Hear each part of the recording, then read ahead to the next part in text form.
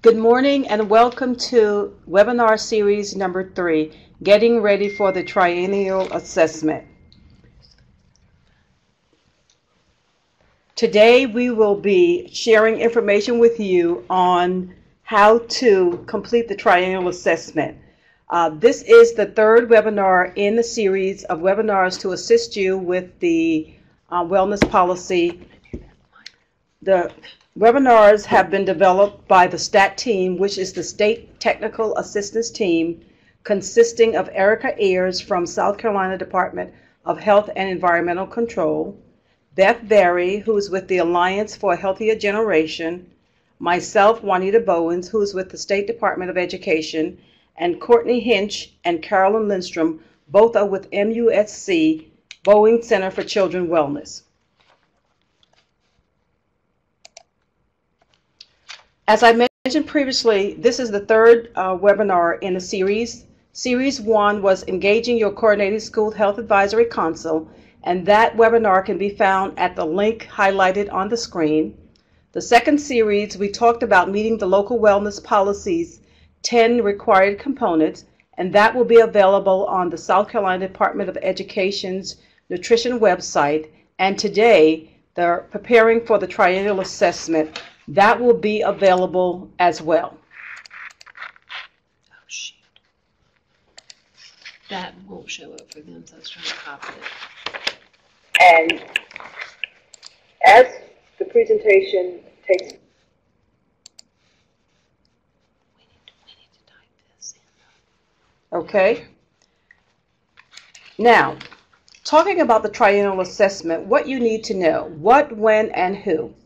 The triennial assessment, all schools must complete the triennial assessment, and the district is responsible for ensuring that schools complete the triennial assessment.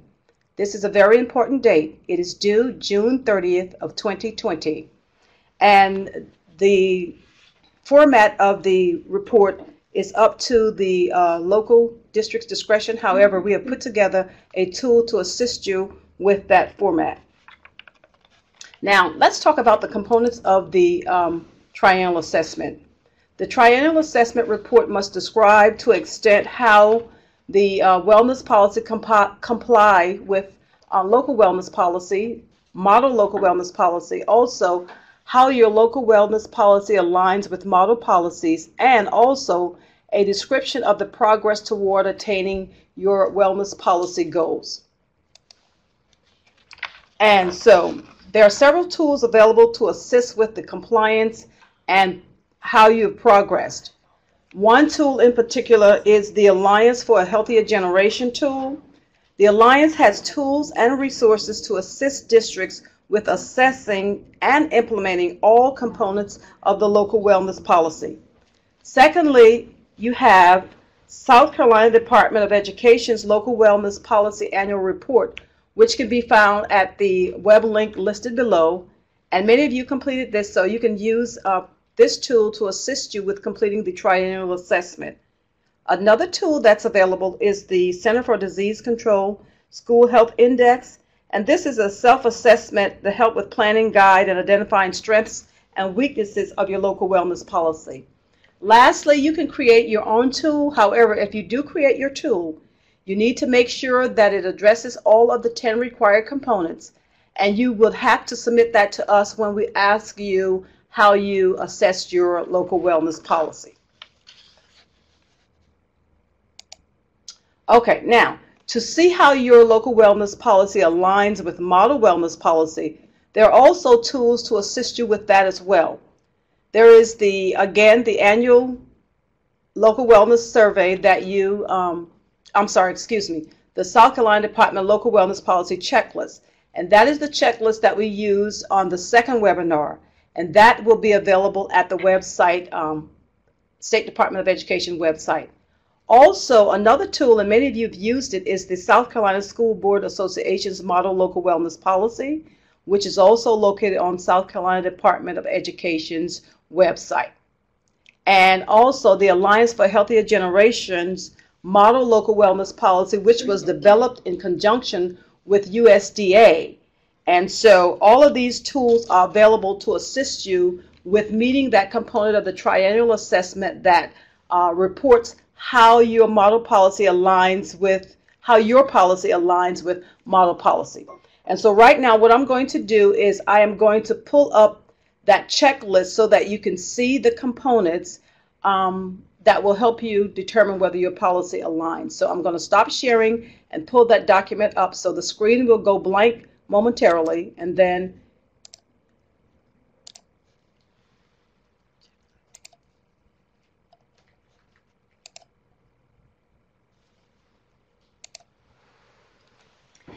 good morning, this is Beth, and we just wanted to remind you of this checklist. This is what we reviewed in our second webinar. You all were emailed a copy of it, and there are listed the 10 components that the USDA requires to be in your wellness policy. And we are asking that this also be included with your triennial assessment.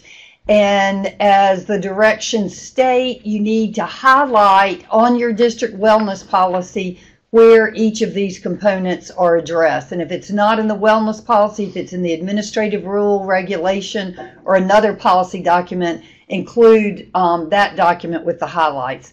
We have reviewed every policy in the state, and sometimes you think each of these components is in there, but we have found that that's not always the case. So this is a great exercise for you, as well as demonstrating to USDA that you have all these components. okay. And so now we're going to go to a copy of the triennial assessment.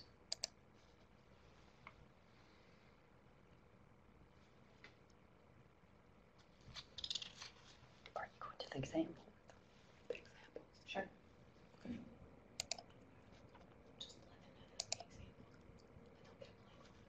Okay, what you're seeing now is the actual triennial assessment, and what we have done is we have provided examples of what should be in the various columns. Okay, now just a couple points about the triennial assessment. It is different from the administrative review. The triennial assessment must be conducted by the districts, and it must be conducted every 3 years. And remember, wellness policies were to be in place by June 30th of 2017, and so June 30th of 2020 would be that 3-year for you to complete the triennial assessment. Again, as we mentioned previously, the triennial assessment is different from the annual assessment that you completed because it is more in-depth. It also must be shared with the public, as it must be shared with others. And so let's go over them. On the triennial assessment, you have all of the components that were on the annual assessment, but just a little more in depth. The same columns to determine whether you are in compliance, fully in place, partially in place, or not in place. And then also describe the action that you've taken to reach that particular goal, and then the data source that you use for monitoring. So what we're going to do is that we're not going to go over the entire tool, but what we're going to do is we're going to go over an example in each of the area. So let's look at number 1 that talks about policy leadership. And if you look at 1A, it says each school has a designated wellness leader, and if that is fully in place, the steps that would have been taken to make that fully in place is that the principal appointed a wellness leader, and that is a wellness committee has been selected. And the data source for that is that would be in your committee minutes, meeting minutes. Let's look at another, looking at number 3.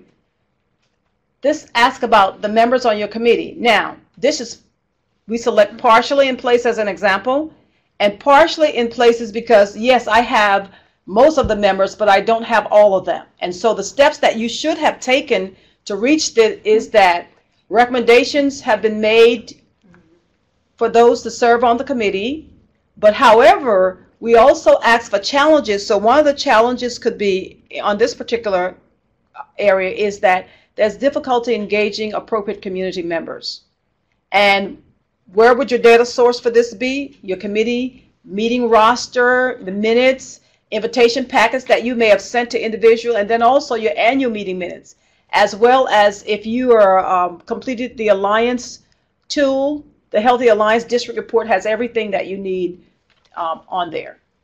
Okay, now let's look at another section. Let's look at the section that talks about number 6, food sold outside of the school. And we selected this because this usually is an area that of concern. Standards established for foods, but for foods provided but not sold, like classroom parties. We put that fully in place, and if that was fully in place, you have specific standards established within your wellness policy, and not just saying that standards will be developed, but you have actually said something to the effect that snacks parties can only sell smart snacks items. Provide smart snacks item. I'm sorry, not sold. This is for served. So only smart snack items will be served at parties or whatever you decide. But simply stating that you will develop standards would not have you fully in compliance. And so therefore, the data source for this was specifically be that in your wellness policy, standards are outlined, and then also on your Healthier Generations report. Let's look at a couple more in a different section. Number 7 says any food and beverage marketed or promoted to student will be 100% smart snack compliant. Well, let's say if it's partially in place, that means what you can do to get fully in place is that you continue to educate the school community about USDA's marketing standards or requirements. And a challenge in this area could be that it's not being consistently followed throughout your school. And what would be your data source for monitoring this? Fundraiser flyers of compliant items showing that you have been promoting compliant items with your fundraisers. And then also on your Healthier Generations District Report, there's a section that gives you that information as well. And before we move on, let's do one more, and we'll go on to other areas that deals with physical activity and other school-based wellness. Let's look at 8A. 8A talks about nutrition education is integrated across the curriculum. If this is fully in place with the school or individuals involved throughout the school, nutrition education is included across the curriculum. And the data source for this is that simply the curriculum guide would show that, nutrition education is across the curriculum. Lesson plans would also be a data source to show that you're doing this. And so now let's move from the nutrition side and let's look at some of the physical activity. And with that, I'm going to have Beth Berry come and share some of the data source and actions that you should take. Okay, let's look at number 12 under physical activity, and that's physical activity during the school day, and that's including but not limited to recess, classroom physical activity breaks, or PE will not be withheld as punishment for any reason. And on this, we are saying that our district is partially meeting this. We have it partially in place. And the actions we have taken are that the district and school leadership regularly communicate this to staff that physical activity or PE cannot be withheld as punishment. And we do that via handbooks, emails, staff meetings. Our challenge is that it's not being consistently implemented. And so in the last column, our data source for monitoring that would be our staff, student, or parent handbooks. Or our website might clearly state that we prohibit withholding physical activity and PE as punishment. And then this is also included on the Healthier Generation District Report. Another example would be 13, the A, that fitness testing occurs at a minimum in grades 2, 5, and 8, and in high school in the PE course required for graduation. and that the individual student fitness reports are shared with the parents or caregivers. Our district, for this example, has this fully in place. And the action we have taken to make sure we have this fully in place is that our district participates in the state FitnessGram project. So we know all our schools are doing this at the appropriate grade levels. And our data source for monitoring that would be our school FitnessGram reports and examples of the parent FitnessGram reports that have been distributed. And our last one for physical education, 13B, student fitness data is used by the district and schools for instruction planning, fitness equipment, and professional development. Our district is partially meeting that, and steps that we're taking to try to meet that is that all PE teachers receive professional development annually, including the use of fitness data. And our data source for monitoring that would be our training agendas and our meeting summaries that demonstrate we have used fitness data for planning and programming. Okay, and so we're going to look at some of the other school-based activities for fitness, and we will have Erica Ears come and share with us. Okay, before we do that, let's look at 15A. The name and contact information of the designated officer is publicized. Okay, and so with that, we put partially in place. And the action taken would be that the designated officer's contact information would be published. And this is also a best practice to include the contact information, and the data source would be that the contact is included in the local wellness policy, and it's also listed on the district website. And this is not the personal contact information, but the school's contact information for that person. Scroll up more. I'm not seeing 15A on my. Okay. See if you can scroll up there. Whoops, put it on. Okay. And let's look at 16A. Every 3 years, the district develops a report that meets the following requirements. And we put that that's fully in place. And one of the best tools to monitor that is the Healthy Alliance District Report.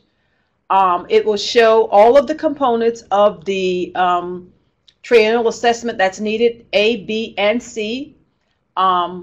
Let's look at A, all schools comply with the district wellness policy. And if that's fully in place, the action that would be taken would be that the district requires school to report compliance.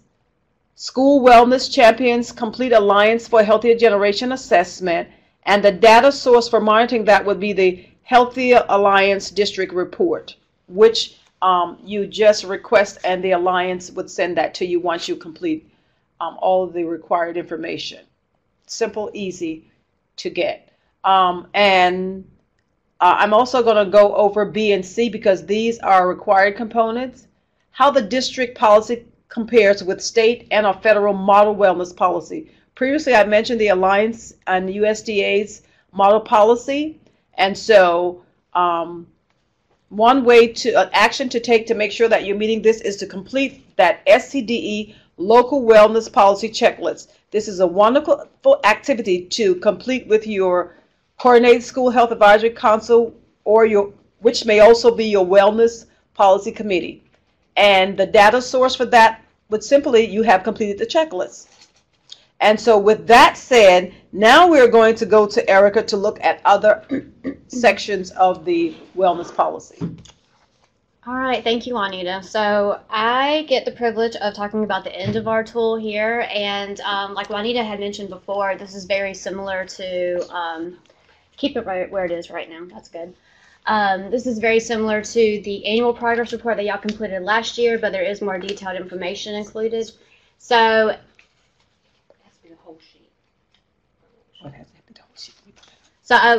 item 18 is adding minimum. There you go. It's on. Okay.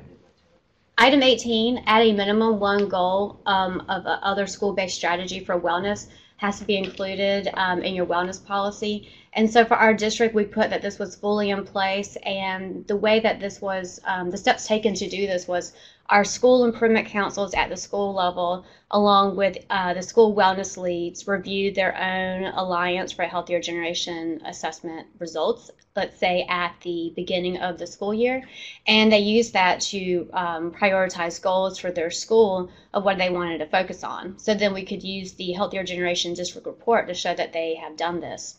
And so I'm just going to give you a couple of examples of what these optional goals are. So just remember, even though I've completed all of these items beyond this point, at a minimum, there just has to be at least one. But we know that y'all are doing so much more than just one item. And so I'm going to go to item 19. Schools will not use food or beverages as rewards for academic performance or good behavior. Additionally, schools will not withhold foods or beverages for punishment. So we're going to say that our district has this put partially in place, because we know, let's say, some of our schools are doing a phenomenal job of following this, but others could still use some assistance. Maybe some of them are still, offering candy or pizza parties or ice cream for good behavior, when we would hope for them to do something other than that, maybe extra time at recess for our elementary kids, or few minutes they get to get out of class early for our older kids. And so steps, our CSHAC will remind principals at the next principal meeting to share alternative ideas with teachers and staff. And we noted that a challenge with this is holding everyone accountable. So again, with this tool, we want you to also put your challenges, because that lets us know at the state level what we need to provide support on. What we have for our data source is our Alliance for a Healthier Generation District Report. And then we can also list the page number where this policy is referenced in the student handbook. And so moving on, I'm going to give you another example, 22A. So excuse me while I scroll down. So 22A is a best practice. And this one is, it states that the district has adopted the South Carolina School Boards Association's Model Open Community Use of School Recreational Areas, KFA policy.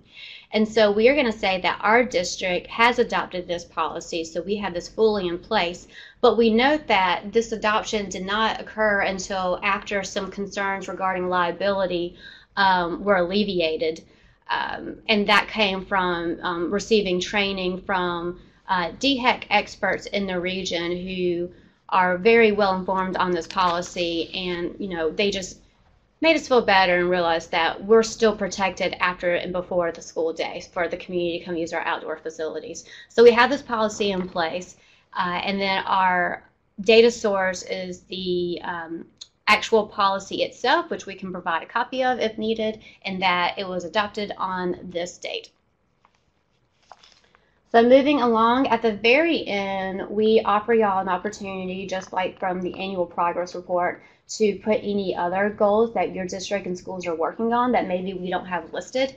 And so I just went ahead and filled out all three of these areas, and you're going to see that I actually pulled these from a couple of school districts' annual reports last year.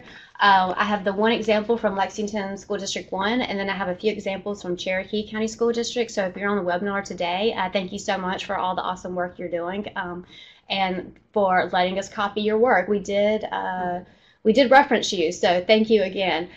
So I'm just going to give an example of the second item from Cherokee County School District. One of their other optional goals was to secure grants and funding so that they can work on their wellness initiatives, and they were able to do that, so that was fully in place.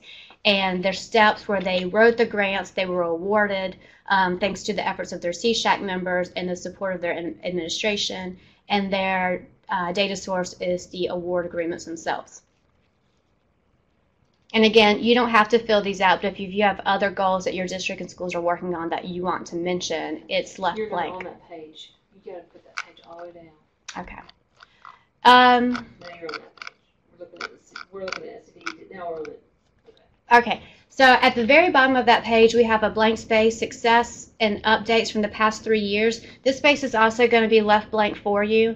And this is an opportunity for you to just brag on yourself about the awesome things that you've done in your district over the past 3 years as it relates to your wellness policy. So again, I took this example from Cherokee County School District, and it's about their Fit Together, their student-driven initiative designed to catalyze a culture of health through empowerment and a collective action in their school district.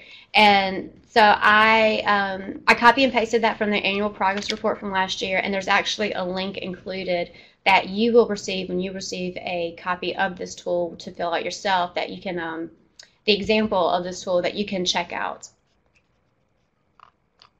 So that's the completion of the tool, but after the tool, we have some supplemental information for you to help you out. This first page is a little bit more information about the triennial assessment report. So you will remember on item 16, that was really breaking down the different parts of the assessment that you have to complete, the compliance part, the alignment to model policy part, and the progress. And so this breaks it down for you. So for your triennial assessment report, the ways you can prepare yourself for that is listening to this webinar series. So you've already done that, and it will be provided on the Department of Education Wellness Policy website once completed. And then a compilation of your annual progress reports. So using the report you completed last year will be really helpful with completing this year's report, so you're not starting from scratch. And then also, if your districts, your schools are participating in the Alliance for a Healthier Generation, make sure you request that district report, because that's going to help you with these responses as well. And then we also have listed tools you can use to meet the triennial assessment report. So like we said before, completion of this triennial assessment report, full completion, is going to provide that evidence to the Department of Education and USDA on your school's compliance. Completion of the local wellness policy checklist, which we'll make sure that you have a copy of. That's also going to make sure that you are sharing information about how your district policy aligns with model policy. So that's a check mark if you complete that checklist. And then the third part, again, completion of this report that we're talking about today, the triennial, is going to provide the description of progress towards obtaining policy goals that, again, that the Department of Ed needs. So in a nutshell, for your triennial assessment that's due June 30th, make sure you complete the report that we're going over today, as well as that local wellness policy checklist, and we'll make sure that you are provided with both of those tools. And then the last page is just some question and answers information we pulled from USDA about the triennial assessment. I'm not going to go through these, but most of the questions that you probably have right now, this Q&A section is going to answer for you. And if it doesn't, then you know that you can reach out to us. Okay, thank you, Erica. And just to reiterate some things that were previously said, the triennial assessment is due June 30th, 2020. That's a very important date. However, the triennial assessment replaces the annual report that you usually do. So this year, you will not be completing an annual assessment. The triennial assessment will take the place of that. However, next year, we will do the annual until we get to 2023, where we'll do the second triennial assessment. And as I go over some closing notes, if you have any questions, you can type it in the chat area, which is located in your to your far right. Okay? And so, once you complete the triennial assessment, it must be submitted to wellnesspolicy@ed.sc.gov. That is the same site where you submitted the annual report. It should not be submitted in SCAPS, or it should not be emailed to me. It should be emailed to wellnesspolicy@ed.sc.gov. As Erica mentioned, all of the tools that we mentioned will be mailed to you. A copy of the triennial assessment along with the examples will be sent along to you. And it's very important that you use your annual report, because as we use your annual report to check against your triennial to make sure that you're doing what you said you're doing, and then also make sure that you have identified who the contact person is, because keep in mind that all information pertaining to training and resources are sent directly to that contact person. So as you complete the triennial assessment, in the top section, it asks who the local wellness policy leader is. If it is the superintendent or the designee, you need to list whoever the superintendent is, or whoever that designee is, so that we'll be able to communicate with them. And so we're going to entertain questions at this point. If you have any questions, you can type it in the chat room. We're going to wait 1 or 2 minutes to see if we have any questions.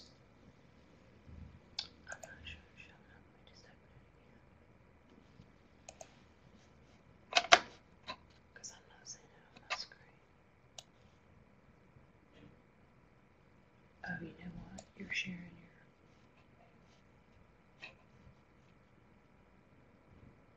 Let's do.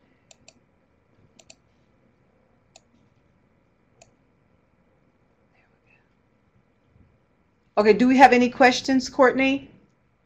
There we go. Someone is typing wonderful.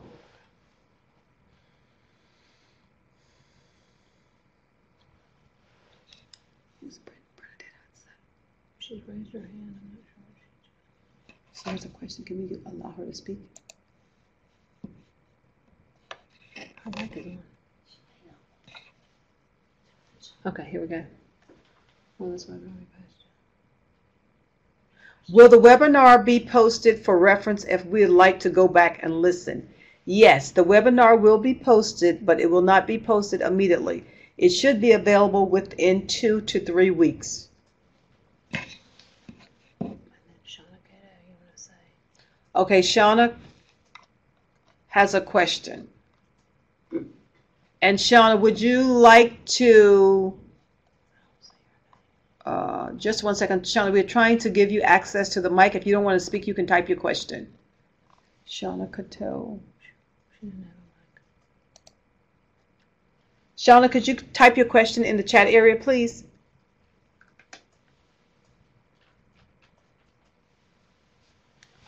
Kathy Moss. It might be her sign in.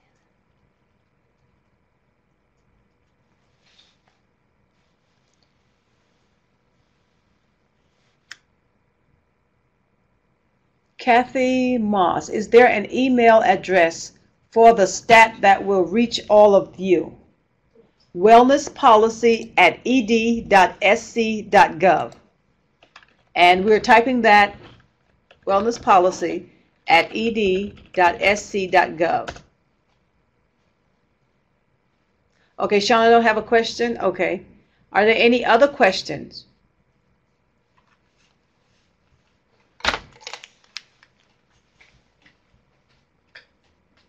Also, as we mentioned previously, we are trying to make sure that we provide as many resources as possible to assist you.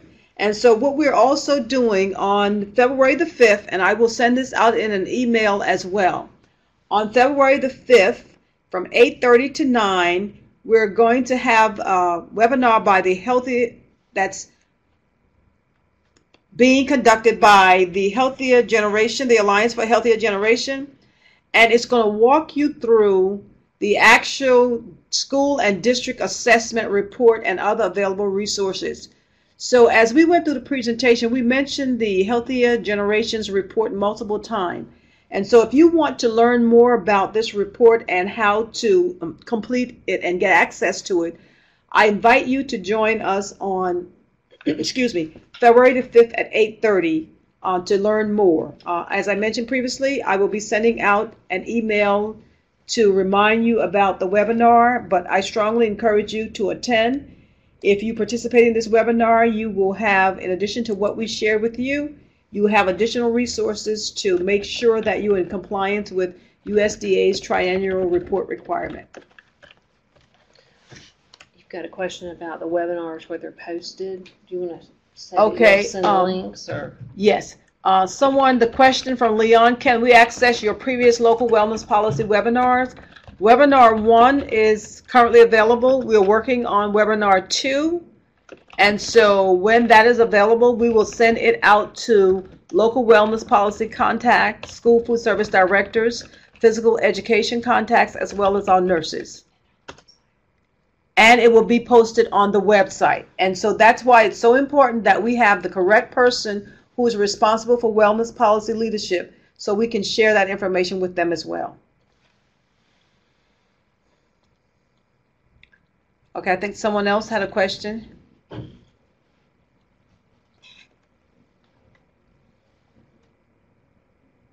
Will this webinar be posted for reference? Yes, the webinar will be posted, and we will also send the triennial assessment tool with the examples as well as the checklist.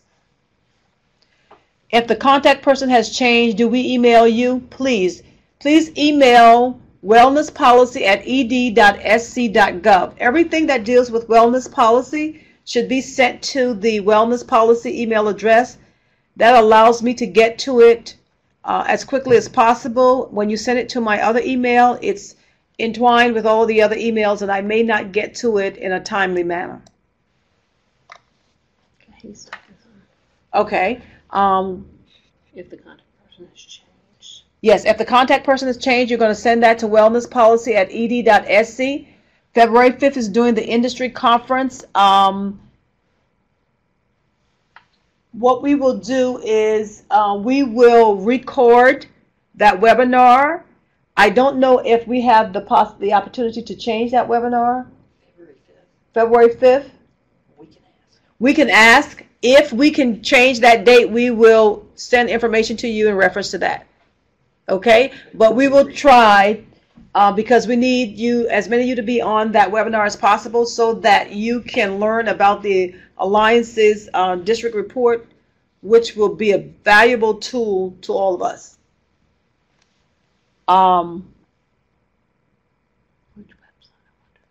Okay, well, I'm sorry. It says, Alexis made a valuable point. Are you presenting at the industry conference on 2/5? That's something that we can look into. The STAT team will look into that and then see if we can make that happen. What is the website address? It's wellnesspolicy@ed.sc.gov. Okay, the website. Oh, I'm sorry. The website is www.scde.gov. No, are you talking about our website, ed.sc.gov? Yes. Leon, the website for nutrition education materials, it's ed.sc.gov, and you go to the Office of Health and Nutrition and click on everything wellness.